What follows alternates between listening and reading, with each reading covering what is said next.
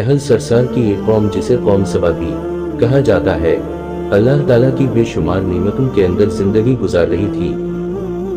کہا جاتا ہے کہ یہ لوگ گندم کے مغز سے آٹا پس کر روٹیاں پکاتے تھے، لیکن اس یہ برعکس وہ اس قدر اسراف کرنے والے اور ناشکرے تھے کہ انہی روٹیوں کے ساتھ بچوں کا پاخانہ صاف کرتے تھے۔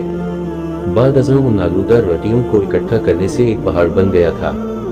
پھر ایک صالح شخص نے وہاں سے گزرتے ہوئے ایک عورت کو دیکھا جو روٹی کے ساتھ بچے کے پاخانے کے مقام کو صاف کر رہی تھی۔ اس شخص نے عورت سے کہا، تیرے اوپر افسوس، خدا سے ڈر، کہیں ایسا نہ ہو کہ خدا تیرے اوپر اپنا غضب ڈھائے اور تجھ سے اپنی نعمت چھین لے۔ اس عورت نے جواب میں مذاق اڑایا اور مغرورانہ انداز میں کہا، جاؤ جاؤ، گویا کہ مجھے بھوک سے ڈرا رہے ہو۔ جب تک سرسار جاری ہے مجھے بھوک سے کسی قسم کا کوئی خوف نہیں ہے۔ کوئی زیادہ عرصہ نہیں گزرا نہ تھا کہ اللہ تعالیٰ نے ان لوگوں پر اپنا غضب ڈھایا۔ پانی جو کہ زندگی کی بنیاد ہے ان لوگوں سے چھین لیا، یہاں تک کہ قحط نازل ہوا۔ بات یہاں تک پہنچ گئی کہ ان کی ذخیرہ کی ہوئی تمام غذا ختم ہو گئی۔ آخرکار وہ مجبور ہو گئے کہ انہیں آلودہ روٹیوں پر ٹوٹ پڑے جو ان لوگوں نے اکٹھی کر کے پہاڑ کے مانند ڈھیر لگایا ہوا تھا، بلکہ وہاں سے روٹی لینے کے لیے صف لگتی تاکہ ہر کوئی وہاں سے اپنے حصے کی روٹی لے سکے۔ کفران نعمت قحط اور ان کی بدحالی کے بارے میں متعدد روایات موجود ہیں۔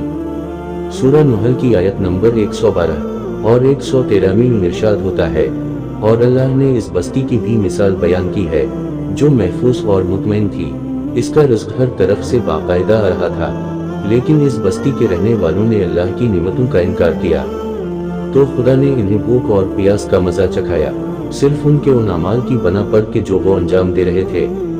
اور یقینا ان کے پاس رسول آیا تو ان لوگوں نے ان کو جھٹلایا، تو پھر ان تک عذاب آ پہنچا کہ یہ سب ظلم کرنے والے تھے۔ اسی قوم سبا کے بارے میں ایک اور واقعہ بیان ہوتا ہے کہ ان لوگوں نے اپنی زراعت کو بہتر طور پر کاشت کرنے کے لیے پانی ذخیرہ کرنے کی خاطر بلق کے دو پہاڑوں کے درمیان ایک بہت بڑا بند مرب تعمیر کیا ہوا تھا۔ سوراخ اور دوسرے پہاڑوں سے گزرا ہوا پانی اس بند میں آ کر وافر مقدار میں جمع ہو جاتا تھا۔ قوم سبا نے اس پانی سے صحیح طور پر استفادہ کرتے ہوئے وسیع و عریض اور بہت سے خوبصورت باغات لگائے اور کھیتی باڑی کو رونق بخشی۔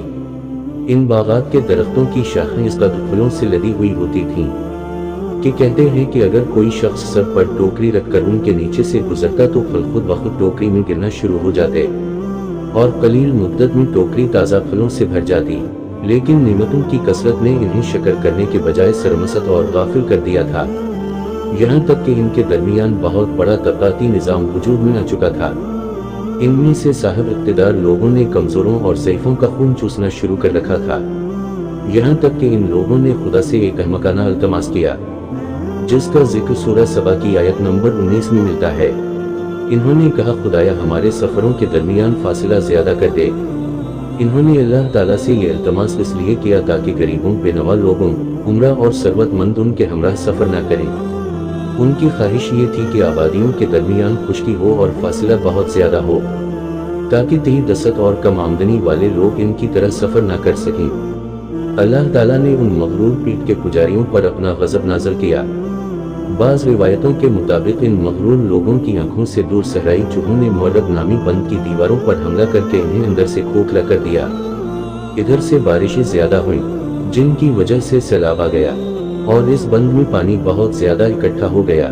اچانک بند کی دیواریں ٹوٹیں، اس سے ایک بہت بڑا سیلاب آیا جس میں تمام دیہات، آبادیاں، مال مویشی، باغات، کھیتیاں، ان کے محل اور گھر پانی میں غرق ہو کر نابود ہو گئے۔ ان کے باغات اور زراعت میں سے صرف بیری کے درخت اور کچھ جھاڑیاں بچی تھیں۔ خوش الحان پرندے وہاں سے کوچ کر گئے تھے، جبکہ علوم اور قوم نے قوم سبا کے کھنڈرات میں اپنے گھونسلے بنا تھے۔ اس بات کا ذکر سورہ سبا کی آیت نمبر 15 اور 16 میں ملتا ہے، اور آخر میں سورہ سبا کی آیت نمبر 17 میں قرآن کریم میں اس واقعہ کا نتیجہ نکالا ہے، یہ ہم نے ان کی ناشکری کی سزا دی ہے اور ہم نہ شکروں کے علاوہ کسی کو سزا نہیں دیتے ہیں۔ ویڈیو کو دیکھنے کا شکریہ۔ اگر آپ کو ویڈیو اچھی لگی تو چینل کو سبسکرائب کریے تاکہ آنے والا ویڈیو آپ تک پہنچ سکے۔